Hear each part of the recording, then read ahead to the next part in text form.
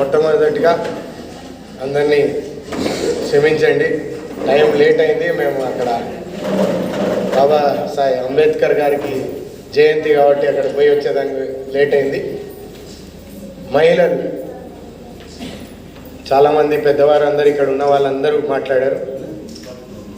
అందరికీ ఈరోజు ఇక్కడ విచ్చేసిన అందరికీ పేరు పేరుగా ధన్యవాదాలు.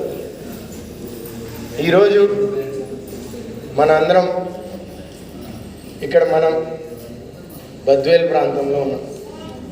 ఈ ప్రాంతం అందరూ ఎక్కడ చూసినా కానీ వెనకబడి ఉన్నాం అంటే ఈ వెనకబడిన దానికి అనేకంగా మన కుటుంబం బాగుండాలనేదే మనందరం పోషించుకోవడానికి, పిల్లలు కానీ భవిష్యత్తు బాగుండాలనేది మనందరం ఆలోచన. ఈరోజు ఇంట్లో మగవారు వాళ్ళు ఒక విధంగా సంపాదించాలంటే మన ఇంట్లో ఆడవారు కూడా ఈరోజు ఆదిశక్తి అనేసి సగభాగం అనే దానికి మీ అందరు ఇక్కడ ఉన్న వాళ్ళందరూ ప్రతిరూపం. మీ అందరికీ ఈరోజు ఎవరి ఇల్లు బాగుందని చక్కదిన్నా అంటే వెనకున్న శక్తి మీ అందరికి పేరు పేరుగా కృతజ్ఞతలు అని చెప్తున్నాను. ఎందుకంటే స్వయం ఉపాధి అనేది ఎంతో ముఖ్యమైనది.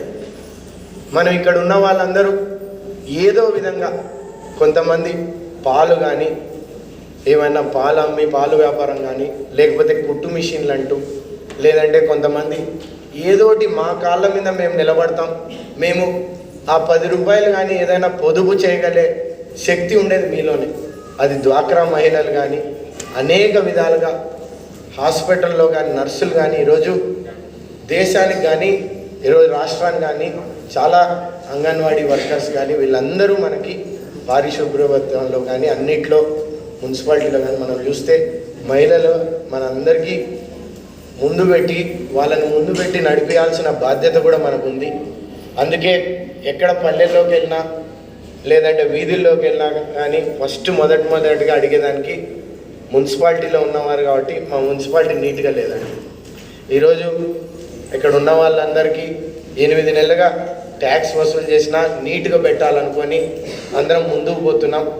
బద్వేల్కి ఒక ప్రణాళికగా చాలా వాటిగా భద్రత కోసం పోలీస్ కానీ వీళ్ళు కానీ, లేకపోతే అనేక విషయాలు గతంలో చూసాం.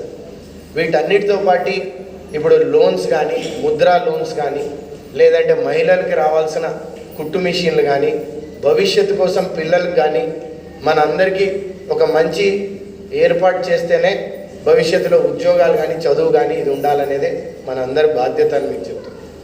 ఈరోజు కూటమి ప్రభుత్వం వచ్చినాక మనందరం మేము ఇందాక నుంచి మహిళల్ని మాట్లాడమంటే ఒక ఆమె సువర్ణాదేవి గారు వచ్చి మాట్లాడారు.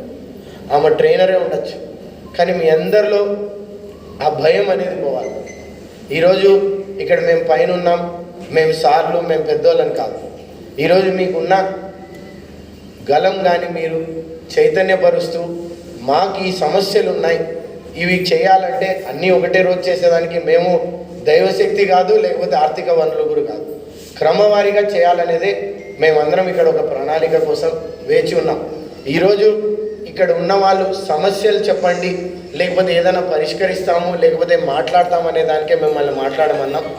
దాంట్లో మేము అడిగేది ఒకటే, ఏ సమస్య అన్నా కానీ కుట్టు మిషన్లు తక్కువ వస్తున్నాయి సార్, ఎక్కువ తెప్పియండి, లేదంటే ఆ అక్క చెప్పినట్టు ఎంబ్రాయిడరీ కానీ ఇంకా వేరేవి కానీ కావాలంటే ఆ విధంగా మీరు ఇవ్వండి.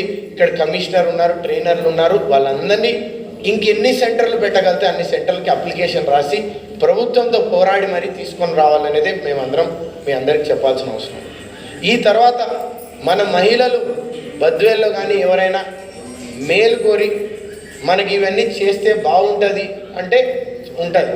నేనైతే గతంలో ఒక వార్డు 6వ వార్డులో వచ్చినప్పుడు చెప్పాను, మీ అందరికీ ప్లాస్టిక్ బహిష్కరణ అని బద్వేల్లో క్రమవారీగా చెప్పాను. దానికి మేమేమన్నామంటే ఈ చిన్న చిన్న స్పూన్లు, ప్లేట్లు స్వయం ఉపాధిలో డ్వాక్రా కానీ అగరబత్తీలు కానీ ఇవి చేయండి. ఇక్కడ ఉన్న గుళ్ళు కానీ లేకపోతే వ్యాపారస్తులు మీ దగ్గర నుంచి కొనేటట్టు చేస్తాను అని చెప్తున్నాను మీకు సభాపూర్వం అందరికీ. మీ అందరూ ఆ విధంగా తీర్చిదిద్దుకోవాలనేసే చెప్పాము. ఎందుకంటే చిన్న చిన్న తయారీ కానీ చేస్తే మనం ఇక్కడ మన ప్రాంతంలో ఇచ్చే కొనాలనేసి ఈ అందరు మీటింగ్ పెట్టి ఇక్కడ ఉన్న షాప్ వాళ్ళందరికీ చెప్తాం. ఎందుకంటే ఆ రేటు గిట్టుబాటు అయ్యేటట్టు చేద్దామనేసి మేము కమిషనర్ కూడా అందరం ఇక్కడ ఉన్న నాయకులు